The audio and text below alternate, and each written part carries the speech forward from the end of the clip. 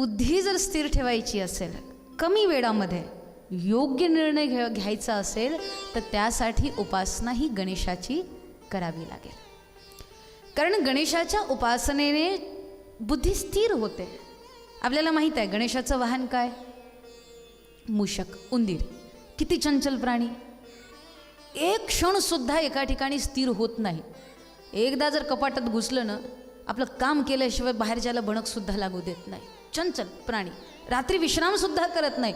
पण इतका चंचल जीव मूषक, तो सुद्धा ज्या वेळेला गणेशाच्या चरणी बसतो त्यावेळेला स्थिर होऊन बसतो. म्हणजे कितीही चंचल बुद्धी असली, त्याला स्थिर करण्याचं सामर्थ्य जे आहे ते गणेशामध्ये आहे. आणि फक्त बुद्धीला स्थिर नाही करत गणेश, तर श्री गणेश हे बुद्धीला सद्बुद्धी बनवतं. बुद्धिमान असणं वेगळी गोष्ट आहे, बुद्धी सद्बुद्धी असणं हे वेगळी गोष्ट आहे. जगामध्ये बुद्धिमान लोक फार आहेत महाराज, आणि अशा बुद्धिमान लोकांपासून देवसुद्धा त्रस्त आहे. काही 3 मित्र होते, एका ठिकाणी सत्संग ऐकायला गेले आणि सत्संगात त्यांनी ऐकलं की जे आपल्याला मिळतं त्यातलं थोडं आपण देवाला दान करायला पाहिजे. कारण की जे सुद्धा आपण प्राप्त करतो ते ईश्वर कृपेनेच आपण प्राप्त करतो, तर जे प्राप्त केलं त्यातलं थोडं आपण देवाला द्यायला पाहिजे. देण्याचे ज्या वेळेला विचार तिथे आला, तर त्यावेळेला 3 मित्रापैकी एक बोलला की म्हणे खरं आहे, आपण इतकं सगळं कमावलं, आजपर्यंत आपण देवाला दिलं काय? काहीच नाही दिलं, आपण द्यायला पाहिजे. दुसरा मित्र बोलला, अरे सांगणाऱ्याचं काम आहे सांगणं, आपण ऐकावं, सोडून द्यावं. 3 मित्र निघाल्यानंतर मार्गामध्ये त्यांना एक घडा मिळाला. घटामध्ये स्वर्ण भरलेलं होतं, सोनं होतं. 3 मित्रांनी म्हटलं की जे मिळालं ते आपण देवाला द्यायला पाहिजे. आजच आपण सत्संगात ऐकलं, या मार्गाने इतके लोक गेलेत, कोणालाच दिसला नसेल का हा? आपल्यालाच दिसला. देवाच्या कृपेने मिळालं, देवाच्या कृपेने मिळालं, यातला थोडा भाग आपण देवाला दिला पाहिजे. बुद्धिमान लोक कसे असतात महाराज, मग किती भाग द्यायचा देवाला, कसा निर्णय करायचा? पण एक काम करा, एक छोटा वर्तुळ आका, घडामधलं हे जितकंही सोनं असेल त्याला वर फेका, याच्यातलं सोनं वर फेका. जो त्या वर्तुळात पडेल ते देवाचं, आणि जे वर्तुळाच्या बाहेर पडेल ते आपलं. वर्तुळ किती मोठा? बिलकुल छोटा. म्हणजे वर फेका, जे वर्तुळात पडेल ते देवाचं, बाहेर पडेल ते आपलं. दुसरा म्हणाला, छे असं कोणी करतं का? एक इतका छोटा वर्तुळ, काय पडेल त्याच्यामध्ये? एक काम करा, मोठा वर्तुळ आका. किती मोठा? म्हणजे संपूर्ण गावाला वर्तुळ आखा. म्हणजे पूर्ण गावाला वर्तुळ आखा, आणि त्याच्यानंतर हे जे स्वर्ण आहे ते वर फेका. जे वर्तुळाच्या बाहेर पडेल ते देवाचं, आणि जे आतमध्ये पडेल ते आपलं. तिसरा म्हणाला, तुमच्या कंजूसीची हद नाही, कमाल आहात तुम्ही. त्यावेळेला ते मित्र म्हणाला, तिसरा मित्र म्हणाला की असंही करण्याची गरज नाही ना, छोटा वर्तुळ ना मोठा वर्तुळ, काही आखण्याची गरज नाही. एक काम करा, सोनं वर फेका, सोनं वर फेका. म्हणे देव राहतो कुठे? वर. तो वर फेका, जेवढं देवाला लागत असेल तेवढं तो वरच्यावर घेऊन घेईल, जो खाली येईल ते आपण ठेवून घेऊ. असे बुद्धिमान लोक असतात महाराज. तर बुद्धिमान असणं महत्त्वाचं नाही, बुद्धी स्थिर असणं आणि बुद्धी सद्बुद्धी असणं हे महत्त्वाचं आहे. मग बुद्धी सद्बुद्धी कशी होईल? गणेशाच्या उपासनेने, गणेशाच्या आराधनेने. म्हणून काही वेळ का होईना माऊली श्री संत ज्ञानेश्वरजी महाराज म्हणतात, आपल्या बुद्धीला जर स्थिर करायचं असेल त्यासाठी थोडी उपासना करावी लागेल, थोडं मनाला बुद्धीला स्थिर करावं लागेल, आणि एकाच ठिकाणी आसनावर बसून गणेशाच्या ओंकार रूपाचं ध्यान करायला पाहिजे. ओंकार प्रधान रूप गणेशाचे. ओंकार हे गणेशाचं रूप आहे, हे गजाननाचं रूप आहे. यामध्ये गणेश महापुराणामध्ये पुढे एकाक्षरी मंत्र दिलेला आहे गजाननाच्या उपासनेचा, षडाक्षरी मंत्र दिलेला आहे. ओम गणपतये नमः हा मंत्र इतका सुंदर की ज्या वेळेला आपण त्याचं उच्चारण करतो पण तो स्पष्ट उच्चारण व्हायला हवा.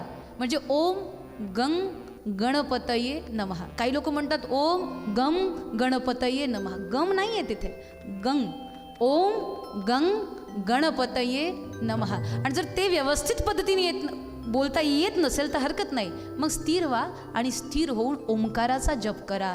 ओंकार म्हणा, ओंकाराचा नाद करा. जितकं स्थिर होऊन ओंकाराचा नाद कराल तेवढी बुद्धी महाराज फुलत जाते, तेवढी बुद्धी स्थिर होते, तेवढी बुद्धी एकाग्र होते. ओम हा बीज मंत्र आहे. ज्या वेळेला ओंकाराचा नाद करतो ना आपण, उच्चारण करतो, त्यावेळेला ब्रह्मा विष्णू महेश तिन्ही देवतांची उपासना ओंकार नादामध्ये होते. ओंकार या बीज मंत्राची उत्पत्तीच गणेशापासून आहे. पण अकार तो ब्रह्मा, ज्या वेळेला उकार तो विष्णू, मकार तो महेश, अ उ आणि म या तिन्ही शब्दांना मिळून ओम बनतो. आणि ज्या वेळेला ओंकाराचं उच्चारण आपण करतो ना, त्यावेळेला 3 चक्रामध्ये जागृती येते. म्हणजे ज्या वेळेला तुम्ही अ म्हणता त्यावेळेला नाभी ठिकाणी, नाभीच्या भागामध्ये व्हायब्रेशन क्रिएट होतात.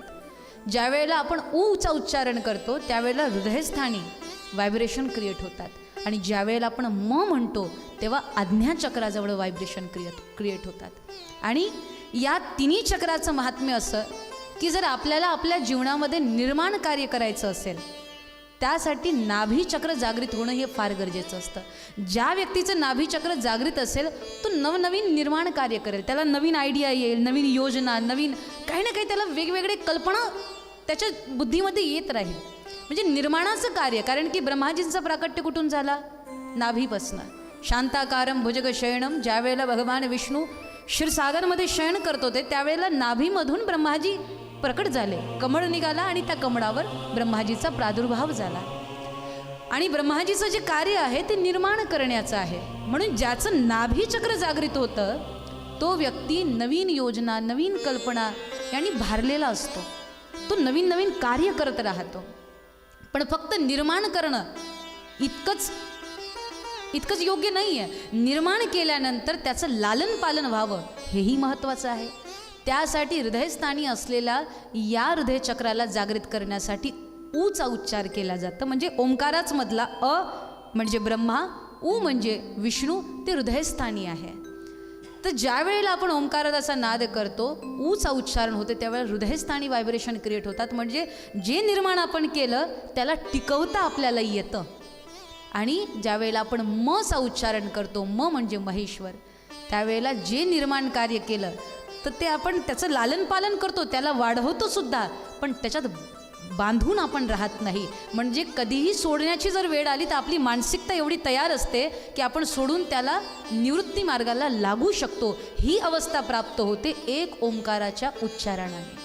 त्यामुळे काही वेळ का होईना जर तुम्हाला वाटत असेल की तुमच्या बुद्धीमध्ये नवीन नवीन धुमारे उठावेत, तुम्हाला जर वाटत असेल तुमच्या मुलांची बुद्धी तीक्ष्ण व्हावी, स्मरणशक्ती वाढवावी, त्याची स्मरणशक्ती तीव्र व्हावी, त्याची निर्णयशक्ती तीव्र व्हावी, असं जर तुम्हाला वाटत असेल तर काही वेळ मुलांना बसवा आणि आपणही बसा आणि बसून एकांतामध्ये ओंकार या बीज मंत्राचा उच्चारण करा.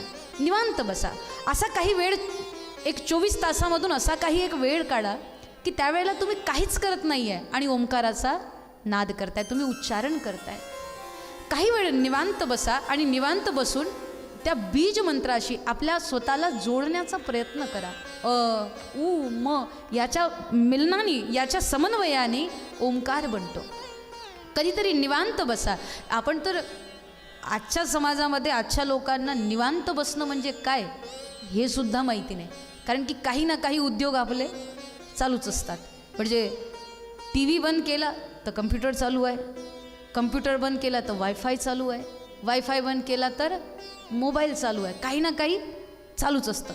मोबाईलमध्ये दिवसभर आपण काही ना काही आली पाहतच असतो. पूर्वी चाट हा खाण्याचा प्रकार होता, आता सध्या बोलण्याचा प्रकार आहे.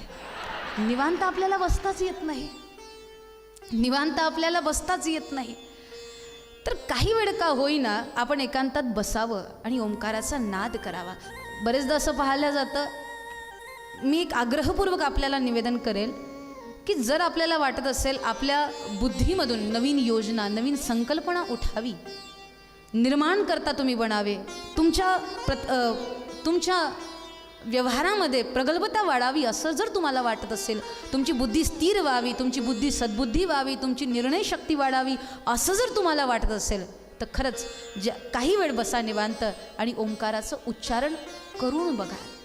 मी सांगेल की ओंकाराच्या नादाने, उच्चारणाने असं होतं, तुम्हाला अतिशोक्ती वाटेल. कधीतरी करून बघा.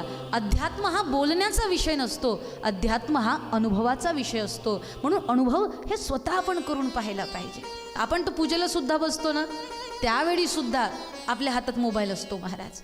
पण एक निवेदन करेल, 24 तासांमधून 24 मिनटं फक्त द्या आणि त्या 24 मिनटामध्ये तुम्ही काहीच करत नाही आहे, मोबाईल बाजूला आहे, सगळा व्यवहार बाजूला आहे आणि तुम्ही बसून परमात्माच्या नावाचं म्हणजे ओंकाराचं उच्चारण तुम्ही करताय. काही दिवसामध्ये तुम्हाला तुमच्या एका महिन्यामध्ये तुम्हाला तुमच्या व्यवहारामध्ये, तुमच्या आचरणामध्ये, तुमच्या निर्णय शक्तीमध्ये, तुमच्या प्रगल्भतेमध्ये चिक्कार वाढ झालेली तुम्हाला स्वतःला अनुभवण्यास येईल.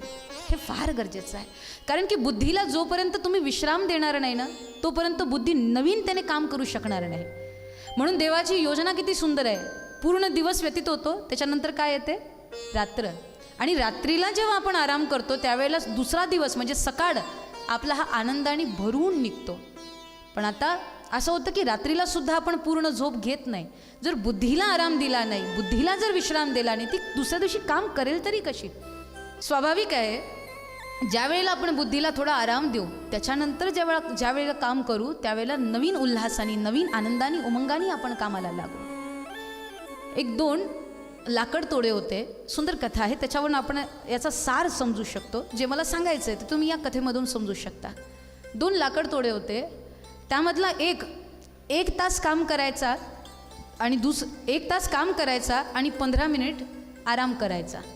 दुसरा असा होता की तो लगातार काम करत होता, म्हणजे विश्रांती घ्यायचं नावच नाही, म्हणजे लगातार गतीमध्ये राहून तो काम करत होता, थांबतच नव्हता.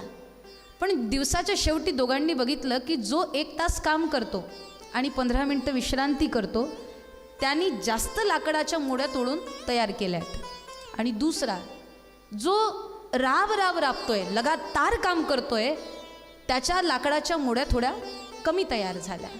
मग याच्या मागचं कारण काय? तर कोणी अनुभवी व्यक्ती होता, त्यांनी सांगितलं, अरे बाबा, तो जो 1 तास काम करतो आणि 15 मिनटं आराम करतो, तर त्या 15 मिनटामध्ये तो कुऱ्हाडीला धार लावतो, थोडी विश्रांती घेतो, ऊर्जेने भरतो, कुऱ्हाडीला धार लावतो आणि परत कामाला लागतो. तर त्या पुढच्या 1 तासामध्ये तो जास्त लाकड तोडून ठेवतो आणि तू केवळ आणि केवळ बस कार्य करत आहे, कार्यामध्ये रत तू आहे, पण तू थांबत नाही आणि तू सतत कुऱ्हाड चालवत आहे, तू विश्रांती घेत नाही, तू सतत कुऱ्हाड चालवत आहे. त्याच्यामुळे तुझी कुऱ्हाड बोथड झाली आणि बोथड कुऱ्हाडाने कितीही प्रहार केला तरी जो परिणाम भेटायला पाहिजे तो भेटत नाही. यावरून आता थोडं थांबून विचार करा. आपणही असंच करतो ना, आपणही दिवसरात्र काम करतो, 18 घंटे आपण काम करतो, पण बुद्धीला जो आराम आपण द्यायला पाहिजे तो देत नाही. त्यामुळे बुद्धी बोथड होते. म्हणून काही वेळ काम करा आणि 24 तासामधून फक्त 24 मिनिटं तुम्ही ओंकाराच्या साधनेसाठी द्या. तर जी बोथड झालेली बुद्धी आहे त्याला धार लागेल, स्मरणशक्ती वाढेल आणि बुद्धी तीव्र होईल. हे ओंकाराच्या साधनेने हे शक्य होतं. तो बुद्धीला विश्रांती देणं गरजेचं आहे. त्यासाठी गजाननाची उपासना करा, गजाननाच्या चरणी आपलं मन स्थिर करा, एकाग्र करा, ओंकाराचं उच्चारण करा आणि ओंकाराचं बीज मंत्राचं उच्चारण करून गणेशाच्या चरणी स्थिर होऊन हा जो मंत्र आहे ना, ओम गंग गणपतये नमः, याचं तल्लीनतेने, तन्मयतेने गान करा. महाराज परिणाम आपला स्वतःला आपल्या जीवनामध्ये अनुभव करता येईल. तो थोडा वेळ का होईना आपण गणेशाचं आगमन झालेलं आहे, गणेशाच्या या मंत्राचं आपण उच्चारण करूया आणि तन्मयतेने आपण जुळूया. वक्रतुंड महाकाय सूर्यकोटि समप्रभ निर्विघ्नं कुरु मे देवो सर्वकार्येषु सर्वदा. ओम गंगणपतये नमो नमः, श्री सिद्धिविनायक नमो नमः, अष्टविनायक नमो नमः, गणपति बाप्पा मोरया. ओम गंगणपतये नमो नमः, सिद्धिविनायक नमो नमः, अष्टविनायक नमो नमः, गणपति बाप्पा मोरया. ओम गंगणपतये नमो नमः, श्री सिद्धिविनायक नमो नमः, अष्टविनायक नमो नमः, गणपति बाप्पा मोरया. ओम गणपतये नमो नमः, सिद्धिविनायक नमो नमः, अष्टविनायक नमो नमः गणपती बाप्पा मोरया. ॐ गणपतये नमो नमः श्री सिद्धिविनायक नमो नमः अष्टविनायक नमो नमः गणपती बाप्पा मोरया. गणपतये नमो नमः सिद्धिविनायक नमो नमः अष्टविनायक नमो नमः गणपती बाप्पा मोरया.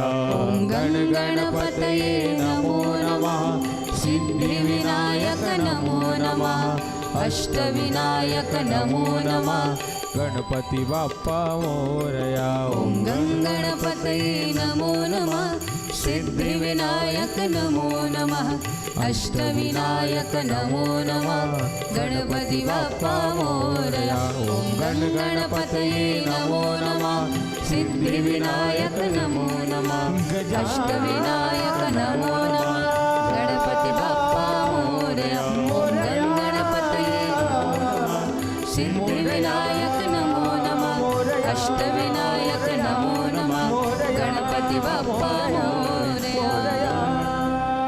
गणपती बाप्पा मोरया मंगलमूर्ती मोरया. तशी गजानन ही सद्बुद्धीची देवता, सुमती देणारी देवता, मतीला सुमती बनवणारी देवता.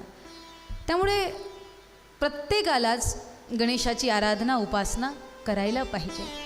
पण आपण करतो ही गणेशाची आराधना आपण करतो ज्या प्रकारे आपल्या आबालवृद्धांनी आपल्याला सांगितलं, दुर्वा चढवायला पाहिजे, गणेशाला लाल पुष्प समर्पित करायला पाहिजे, आपण ऐकतो आणि आपण करतो. गणेशाची आराधना आपण सर्वच करतो. प्रत्येक देवी देवतांच्या पहिले आपण गणेशाची उपासना करतो. पण त्या गणेश आराधनेला लागायच्या पूर्वी जर आपण गणेश महापुराण ऐकलं आणि समजून जर घेतलं आणि समजून उमजून जर आपण गणेशाची उपासना केली तर जे फळ प्राप्त व्हायला पाहिजे ते पूर्णत्वास आपल्याला प्राप्त होईल. गणेश देवताला काय प्रिय आहे? रक्तम लंबोदरम शूर्पकर्णकम हे आपल्याला माहिती आहे की गणेशाला लाल वस्त्र प्रिय आहे, लाल पुष्प गणेशाला प्रिय आहे. कारण की गणेश हे मूलाधार चक्राची देवता आहे. आणि जो आपल्या शरीरामध्ये जे 7 चक्र येतात ना, आपल्या सगळ्यांच्या शरीरामध्ये 7 चक्र आहेत. आपण जर बघितलं आपलं शरीर हे प्रकृतीशी बिलकुल कनेक्ट आहे, जुडलेलं आहे. म्हणून शरीरामध्ये चक्र आपल्या किती 7. त्याच पद्धतीने संगीताचे स्वर किती 7, सारे ग म प ध नि सा, संगीताचे स्वर 7. त्याच प्रकारे इंद्रधनुष्यामध्ये रंग असतात किती 7. सूर्यनारायणाच्या रथामध्ये अश्व आहेत, घोडे आहेत किती बोला ना 7, तिथे पण 7. त्याच प्रकारे ऋषी आहेत किती 7 म्हणायचं आहे म्हणून म्हणताय का? पण धर्मग्रंथामध्ये जर आपण बघितलं तर आपल्या लक्षात येईल सप्त ऋषी, सप्त लोक, सप्त द्वीप, सागर पण किती, समंदर पण किती, ते पण 7. सांगण्याचं तात्पर्य एवढंच की शरीरामध्ये चक्र 7, इंद्रधनुष्यामध्ये रंग 7, संगीताचे स्वर 7, सूर्यनारायणाच्या रथामध्ये अश्व आहेत ते पण 7. इतकंच नव्हे, ज्या वेळेला लग्न होतं, विवाह होतो, त्यावेळेला फेरे घेतले जातात किती 7. आणि वचन दिले जातात ते किती 7, ते पण 7. आणि त्याही पुढचं बोलायचं म्हटलं तर आपलं, तुमचं आणि आमचं हे जीवन हे किती दिवसाचं, हे किती दिवसाचं 7 दिवसाचं. 7च दिवसाचं जीवन आहे महाराज आपलं. 7 या 7 दिवसामध्ये आपल्याला येणं आहे, 7 दिवसामध्ये आपल्याला जाणं आहे. 7 दिवस कुठले मोजा? सोमवार, मंगळवार, बुधवार, गुरुवार, शुक्रवार, शनिवार आणि रविवार. याच्या व्यतिरिक्त कुठला दुसरा वार असतो का? कुठल्याही व्यक्तीचा जन्म होईल तर याच 7 वारापैकी कुठल्या एका दिवशी होईल. कुठल्या व्यक्तीची मृत्यू होईल तर याच 7 वारापैकी कुठल्या एका दिवशी होईल. कुणाला कोणी नोकरीवर जाईल, कोणाला नोकरी मिळेल तर याच 7 दिवसापैकी एखाद्या दिवशी. कोणाच्या घरी बाळ होईल, कुठलीही घटना घटेल तर याच 7 दिवसाच्या मध्येच घटणार आहे. या 7 दिवसाचं माणसाचं जीवन आहे. प्रकृतीमध्ये सगळं 7 आहे. त्याच्यामुळे आपल्या शरीरामध्ये सुद्धा चक्र आहेत, तर ते पण किती 7. तर त्या 7 चक्रामध्ये जो मूल चक्र आहे, मूलाधार आहे, त्या मूलाधार चक्राची देवता कोण? तर श्री गणेश.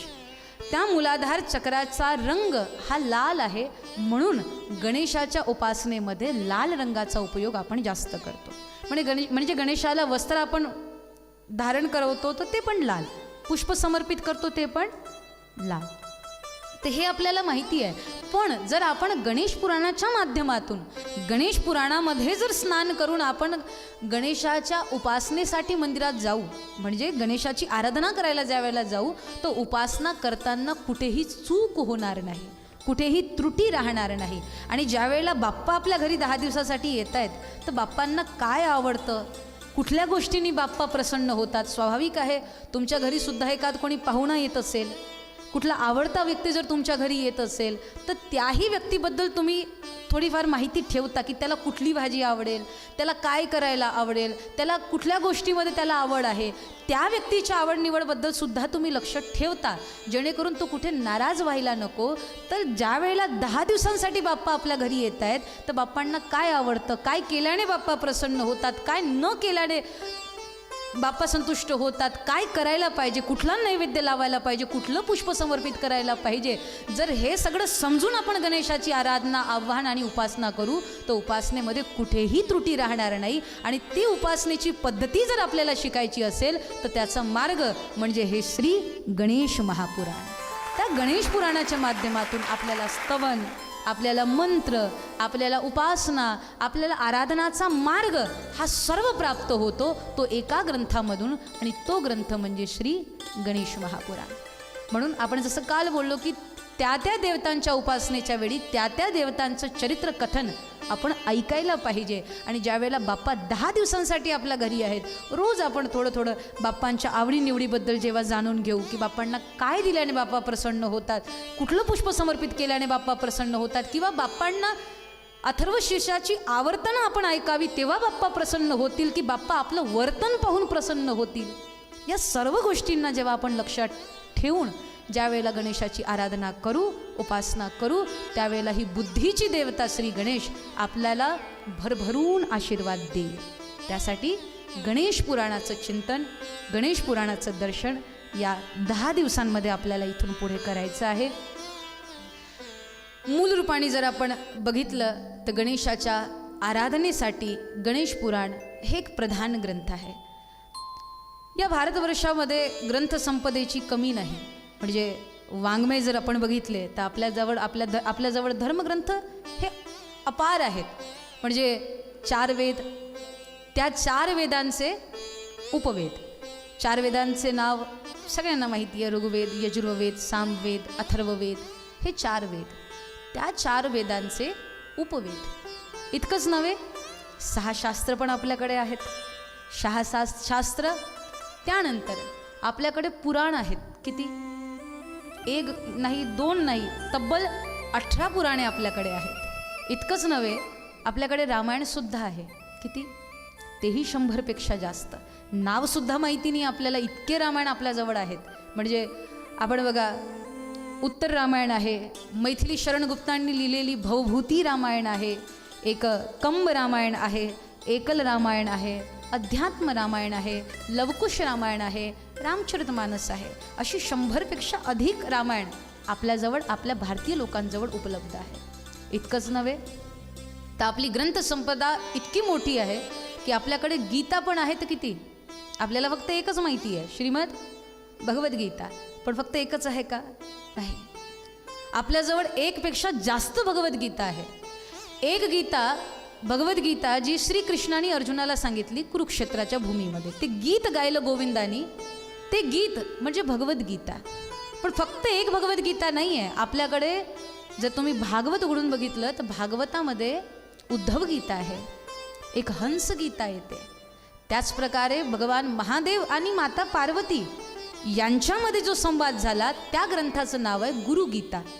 तो एक 3 अध्यायाचा ग्रंथ आहे. म्हणजे आपण गुरुर ब्रह्मा गुरुर विष्णू गुरुर्देवो महेश्वरा हा जो मंत्र आपण उच्चारण करतो, हा कुठल्या ग्रंथातला? हा गुरुगीतेमधला. अखंड मंडलाकारं व्याप्तं येन चराचरं तत्पदं दर्शितं येनं तस्मै श्री गुरुवे नमः हा मंत्र कुठल्या ग्रंथातला? गुरुगीतेमधला. तर तो गुरुगीता हा पण एक ग्रंथ आहे, म्हणजे ती पण गीता आहे. इतकंच नव्हे, आपल्याकडे अष्टावक्र गीता आहे. त्यानंतर कुरुक्षेत्राच्या भूमीमध्ये जेव्हा युधिष्ठिर विषादग्रस्त झाले, त्यावेळेला श्रीकृष्ण युधिष्ठिराला भीष्म पितामहाकडे घेऊन गेले आणि त्यावेळेला बाणीच्या त्या शय्येवर विश्राम करणाऱ्या भीष्म पितामहाने युधिष्ठिराला एक आणखी गीता सांगितली. त्या गीतेचं नाव आहे भीष्मगीता. म्हणजे जरा मोजा आपण किती प्रकारच्या गीता आपल्याकडे आहेत. श्रीमद भगवद्गीता, उद्धव गीता, हंस गीता, रामगीता, गुरुगीता, अष्टावक्र गीता, भीष्मगीता आणि वंदनीय राष्ट्रसंत तुकडोजी महाराजांची ग्रामगीता. तर गीता आपल्याकडे अनेक आहेत. सांगण्याचं तात्पर्य एवढंच की आपल्याकडे ग्रंथसंपदा ही अद्भुत आणि अपरंपार आहे. आपल्याकडे पुराण आहेत, तर एक नाही, दोन नाही, तब्बल 18 पुराणे आपल्याकडे आहेत. आणि त्या 18 पुराणांची नावं काय आहेत? तर जवळपास सगळ्या लोकांना काही पुराणांची नावं माहिती आहे. म्हणजे भागवत महापुराण आपण ऐकतोच, शिव महापुराण आपण ऐकतो, पण 18 पुराणांची नावं येतात. आणि त्या 18 पुराणांची नावे जर आठवणीत ठेवायची असेल, लक्षात जर ठेवायची असेल, तर आपल्याच ग्रंथामध्ये एक मंत्र दिला जातो. देवी भागवतमध्ये हा एक श्लोक येतो. तर तो जर श्लोक आपण कंठस्थ केला, तो जर श्लोक आपण लक्षात ठेवला, तर आपल्याला 18 पुराणांची नावे वेगळी लक्षात ठेवण्याची गरज पडणार नाही. तो श्लोक कुठला, यावरून आपल्याला लक्षात येईल की आपले ग्रंथ किती अद्भुत आहे. आणि प्रत्येक ग्रंथ जो आहे हा संस्कृत भाषेमध्ये लिहिलेला गेला. त्यामागे कारण काय, त्याच्यावरही आपण चिंतन करू. पण देवी भागवतामधला हा एक श्लोक, म्हणजे हा एक जो श्लोक आहे, त्या एका श्लोकामध्ये संपूर्ण 18 पुराणांची नावं येतात. म्हणजे एक एक अक्षरामध्ये एक एक पुराणांचं नाव आहे. ते काय आहे आपण थोडं गान करू आणि नंतर त्याच्यावर आपण चिंतन करू. मद्वयं च भद्वयं च व्रत्रयं वचतुष्टकं. मद्वयं च भद्वयं च व्रत्रयं वचतुष्टकम्. अनापलिंग कुस्कंद पुराणानि पृथक् पृथक्. अनापलिंग कुस्कंद पुराणानि पृथक् पृथक्. मद्वयं च भद्वयं च व्रत्रयं वचतुष्टकम्. मद्वयं च भद्वयं च व्रत्रयं वचतुष्टकम्. अनावलिंग कुस्कंद पुराणानि पृथक् पृथक्. पुराणानि पृथक् पृथक्. पुराणानि पृथक् पृथक्. श्लोक आपण सगळ्यांनी ऐकला. थोडंफार आपण त्याच्याकडे लक्ष देऊ. या एका श्लोकांमध्ये पूर्ण 18 पुराणांची नावं आली. हा जर एक श्लोक लक्षात राहिला ना, 18 पुराणांची नावं आपल्या लक्षात राहणार, आपण विसरणारच नाही, हा विश्वास आहे. श्लोकाचे शब्द काय आहेत? मद्वयं च भद्वयं च व्रत्रयं च वचतुष्टकम्. सांगण्याचं तात्पर्य असं की मद्वयं च म्हणजे म पासनं 2 पुराण, त्यानंतर भद्वयं च भ पासून 2 पुराण, त्यानंतर व्रत्रयं च ब्र अक्षरापासून 3 पुराण, त्यानंतर वचतुष्टकम व अक्षरापासून 4 पुराण. आता ती कुठली कुठली? मद्वयं च म पासनं 2 पुराण, म्हणजे एक मत्स्य पुराण आणि दुसरं मार्कंडेय पुराण. फार लक्ष देऊ नये का, लक्षात राहील तुमच्या. मद्वयं च म पासून 2 पुराण, म्हणजे एक मत्स्य पुराण आणि दुसरं मार्कंडेय पुराण. त्यानंतर भद्वयं च भ पासनं सुद्धा 2 पुराण येतात. पहिलं भविष्य पुराण आणि दुसरं भागवत पुराण. भागवतमध्येच देवी भागवत पण येतं, कारण की भागवत आणि देवी भागवत यांना मिळूनच श्रीमद भागवत बनतं. म्हणजे भ पासनं 2 पुराण, भविष्य पुराण आणि बोलत चला भविष्य पुराण आणि भागवत पुराण. त्यानंतर व्रत्रयं च ब्र अक्षरापासनं 3 पुराण, म्हणजे ब्रह्मांड पुराण, ब्रह्मवैवर्त पुराण आणि ब्रह्मपुराण, ब्रह्मांड पुराण आणि ब्रह्म वैवर्त पुराण हे 3 पुराण येतात ब्र अक्षरापासनं. त्यानंतर व चतुष्टकम व पासनं 4 पुराण येतात. वायुपुराण, वराह पुराण, त्यानंतर वामन पुराण आणि विष्णू पुराण. विष्णू पुराण, वामन पुराण, वराह पुराण आणि वायुपुराण अशी 4 पुराणं व पासनं येतात. फार सुंदर दर्शन आहे. अनापलिंग कुस्क या एक अक्षरापासून एका पुराणाचं नाव येतं. म्हणजे अनापलिंग. अ म्हणजे अग्निपुराण, ना म्हणजे नारद पुराण, प म्हणजे पद्मपुराण, ली म्हणजे लिंग पुराण, ग म्हणजे गरुड पुराण, कु म्हणजे कुर्म पुराण आणि स्क म्हणजे स्कंद पुराण. कार्तिक स्वामींचं हे स्कंद पुराण. ते इतकं सुंदर वर्णन आपल्या धर्मग्रंथामध्ये केलं गेलं आहे. मद्वयमच, एकदा परत आपण लक्ष देऊया. मद्वयमच, भद्वयमच, ब्रत्रयमच व चतुष्टकम अनापलिंग कुस्क पुराणानी पृथक पृथक. तर म म्हणजे म पासनं म्हणजे मत्स्य पुराण, मार्कंडे पुराण, भ पासनं भविष्य पुराण, भागवत पुराण, ब्र म्हणजे ब्रह्मपुराण, ब्रह्मांड पुराण, ब्रह्मवैवर्त पुराण, व म्हणजे वायुपुराण, वराह पुराण, विष्णू पुराण आणि वामन पुराण, अनापलिंग कुस्क म्हणजे अग्निपुराण, नारद पुराण, पद्मपुराण, लिंग पुराण, गरुड पुराण, कुर्म पुराण आणि स्कंद पुराण. तर अशा पद्धतीने आपली ही पुराणांची शृंखला आहे. तुम्ही म्हणाल यामध्ये गणेश पुराणाचं कुठे वर्णनच आलेलं नाही. तर गणेश पुराण ही 18 महापुराणे आणि या पुराणांबरोबर लिहिली गेली ती उपपुराणे. तर उपपुराणामध्ये एक येतं नर्मदा पुराण, त्यानंतर एक येतं मुद्गल पुराण आणि एक येतं हे गणेश पुराण. म्हणजे गणेश पुराण हे उपपुराण आहे. 18 पुराणापैकी उपपुराण हे एक गणेश पुराण आहे. आणि गणेश पुराणामध्ये भगवान गणेशाच्या उपासनेची संपूर्ण माहिती इथे आपल्याला ऐकायला, वाचायला, श्रवण करायला आणि दर्शन करायला इथे मिळते. जर या सगळ्या ग्रंथांचं आपण अवलोकन केलं, चिंतन केलं तर आपल्या लक्षात येईल प्रत्येक ग्रंथ हा संस्कृत भाषेमध्ये लिहिला गेला. प्रत्येक ग्रंथाची जी मूळ भाषा आहे ती संस्कृत भाषा. आणि संस्कृत ही जर आपण भाषा बघितली तर ही सगळ्यात पुरातन भाषा. म्हणजे आज हिंदी असो, मराठी असो अथवा सिंधी असो, कुठलीही भाषा असो, त्या सर्व भाषांची जननी म्हणजे ही संस्कृत भाषा. म्हणून संस्कृत भाषेला देवभाषा असं म्हटलं जातं.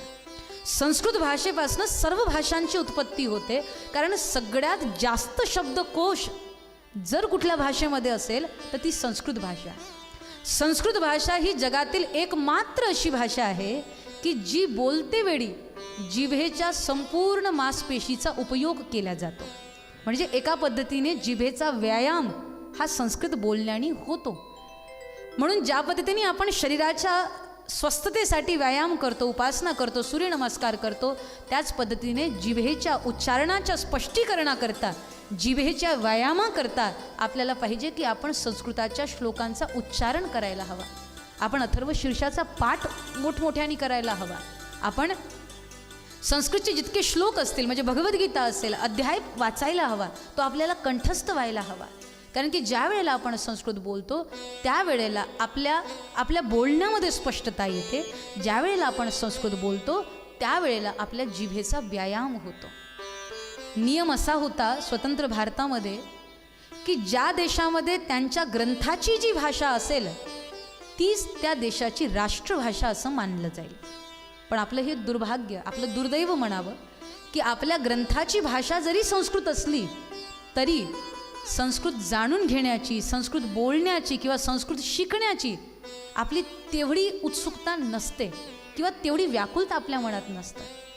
आपल्याला जर इंग्रजी बोलता येत नसेल तर कुठेतरी मनात खंत वाटते ना की मला इंग्रजी बोलता येत नाही, मला इंग्रजी समजत नाही, मला बोलता येत नाही, कोणी विचारलं तर मला उत्तर देता येत नाही, इंग्रजी मला बोलता येत नाही, या गोष्टीचा कुठेतरी हेवा वाटतो, कुठेतरी मनात खंत वाटते. मग मला भगवद्गीतेचा अध्याय व्यवस्थितपणे उच्चारण करता येत नाही, या बाबतीत आम्हाला खंत का वाटत नाही? या बाबतीत आम्हाला स्वतःचा हेवा का वाटत नाही की मला संस्कृत उच्चारण करता येत नाही? ज्या वेळेला की संस्कृत ही मूळ भाषा आहे, संस्कृत ही देवभाषा आहे, आमच्या धर्मग्रंथांची भाषा ही संस्कृत आहे, तरीही आम्हाला बोलता येत नाही. संस्कृत भाषेची एक विशेषता आणखी ही की संस्कृतमध्ये जेव्हा वैज्ञानिक लोकसुद्धा संवाद करतात अंतरिक्षासोबत, त्यावेळेला संस्कृत भाषेचाच उपयोग केला जातो. कारण की संस्कृत भाषा जेव्हा बोलल्या जाते त्यावेळेला ते ब्रह्मांडामध्ये ते शब्द जाऊन जेव्हा वापस येतात तर ते उलटपुलट होतात. बाकी सगळ्या भाषांचा प्रयोग वैज्ञानिक लोकांनी करून बघितला, पण ज्या वेळेला ते इथून शब्द पाठवतात आणि ते परत येतात तर तेव्हा उलटपुलट होऊन येतात, त्याच्यामुळे त्याचा अर्थ बदलतो. मग त्यांनी संस्कृत भाषेवर हा प्रयोग केला. ज्यावेळेला संस्कृतचे शब्द त्यांनी अंतरिक्षात पाठवले त्यावेळेला पाहायला गेलं की संस्कृत ही अशी एक भाषा आहे की ती कितीही उलटून पलटून आपण बोलली तरी त्याचा अर्थ जो आहे तो कायम राहतो. हे सामर्थ्य केवळ आणि केवळ संस्कृत भाषेमध्येच आहे. आणि किती सामर्थ्य आहे संस्कृत भाषेमध्ये, किती शब्दकोश आहे याचा अंदाज तुम्ही यावरून लावू शकता की श्री वेदव्यासांनी श्रीमद भागवताची ज्या वेळेला रचना केली त्यावेळेला वेदव्यासांनी सगळ्यात पहिले 4 श्लोक लिहिले. म्हणजे भगवान नारायण आणि ब्रह्मदेवाला भागवत पुराण सांगितलं, मग ब्रह्मदेवानी नारदजींनी वेदव्यासांना, आणि वेदव्यासांजवळ जेव्हा ते आलं त्यावेळेला ते 4 श्लोकांचं भागवत होतं, ज्याला चतुश्लोकी भागवत असं आपण म्हणतो. पण वेदव्यासांनी ज्या वेळेला त्या 4 श्लोकांवर चिंतन केलं, त्या 4 श्लोकांवर ज्या वेळेला दर्शन केलं आणि त्या 4 श्लोकांचा ज्या वेळेला वेदव्यासांनी विस्तार केला तर तुम्हाला आश्चर्य वाटेल की त्या 4 श्लोकांपासून वेदव्यासांनी 18,000 श्लोकांची निर्मिती केली. 4 श्लोकांपासून 18,000 श्लोकांची निर्मिती. याच्यावरून तुम्ही अंदाज लावा की आपल्या संस्कृत भाषेमध्ये किती शब्दकोश आहे महाराज. इतकी समृद्ध भाषा हे आपल्या भारतीय लोकांजवळ आहे, तर त्याचा सन्मान आपण करायला हवा. संस्कृताचे श्लोक आपल्या मुलांना लहानपणीपासून वक्रतुंड महाकाय शिकवा, संस्कृताचे श्लोक त्यांना कंठस्थ करवा. इतकंच नव्हे, अथर्वशीर्ष आता जेव्हा गणेश विराजमान आहेत तर घरी अथर्वशीर्षाचे आवर्तन ठेवा. 11 करा, 21 करा, नसेल होत तर 1 आवर्तन करा, पण स्पष्टपणे उच्चारण करा, हळूहळू उच्चारण करा. ज्यावेळेला हळूहळू आपण अथर्वशीर्षाचं उच्चारण करू तर जे आपल्याला प्राप्त व्हायला पाहिजे ते संस्कृतच्या माध्यमातून आपल्या जिभेचा व्यायाम पण होईल, गणेशाची आराधनासुद्धा होईल, उपासनासुद्धा होईल, सर्व प्रकारे आपलं कल्याण होईल. पुढे आपण अथर्वशीर्षाचं विस्ताराने आपण दर्शन करूया. सांगण्याचं तात्पर्य एवढंच की आपल्या धर्मग्रंथाची भाषा ही संस्कृत भाषा आहे आणि धर्मग्रंथाची भाषा ही संस्कृत भाषा आहे आणि गणेश महापुराण हे सुद्धा संस्कृत भाषेमध्येच आहे. तर त्या एक श्लोकाचं विस्तार आणि त्या श्लोकांच्या माध्यमातून, त्या उपासनेच्या माध्यमातून, म्हणजे गणेश पुराण कुणी कोणाला ऐकवलं, परत गणेश पुराणाची निर्मिती कशी झाली ते उपपुराण आहे हे आपल्या सर्वांना माहिती आहे. गणेश पुराण म्हणजे श्री गणेशाच्या आराधनेचा ग्रंथ, गणेशाच्या उपासनेचा ग्रंथ. आणि हा ग्रंथ कुठे गायला गेला, कोणी पहिल्यांदा सांगितला, या ग्रंथांचं वाचन कुठे झालं, कुठल्या भूमीमध्ये झालं आणि कोणी कोणाला कथा ऐकवली, हा सगळा जो दर्शनाचा भाग आहे हा पण आपल्या या वाग्धारेच्या सेवेमध्ये आपण पुढल्या दिवशी यावर आपण चिंतन करूया. आजची सेवा आपण इथेच पूर्ण करतोय. श्री गणेशाच्या चरणी आपण आपली सेवा इथे रुजू करतोय. गणपती बाप्पा मोरया.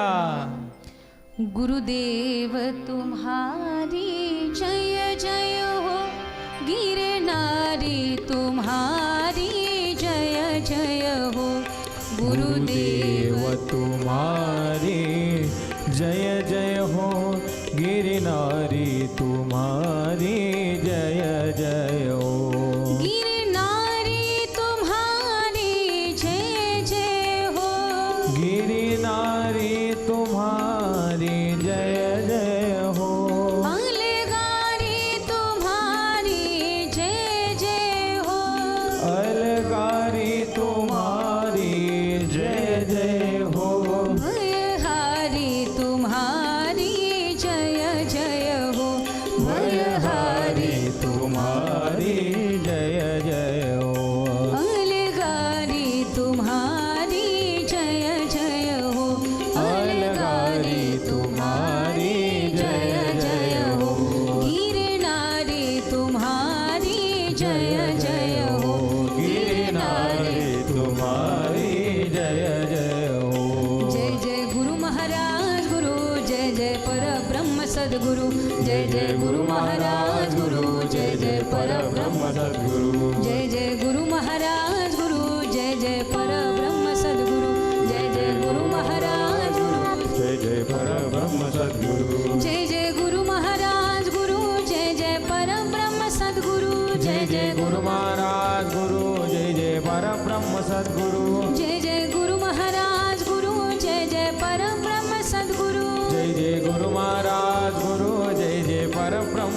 सद्गुरु जय जय गुरु महाराज गुरु जय जय परब्रह्म सद्गुरु जय जय गुरु महाराज गुरु जय जय परब्रह्म सद्गुरु जय जय गुरु महाराज गुरु जय जय परब्रह्म सद्गुरु जय जय गुरु महाराज गुरु जय जय परब्रह्म सद्गुरु.